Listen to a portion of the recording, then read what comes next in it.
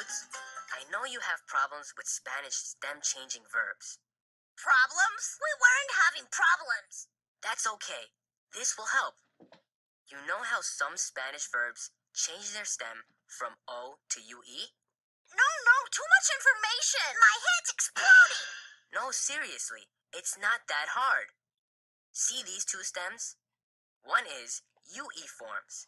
For example, yo puedo, tú puedes, ella puede, ellos pueden. Whoa, what kind of plant is that? Spooky.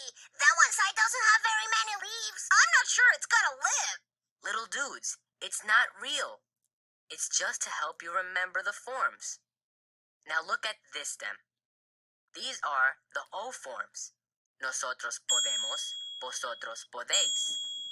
Whoa, what a plant. Great, Pablo. Thanks. Does it need sunlight? When should we water it? It's not real. It doesn't need anything.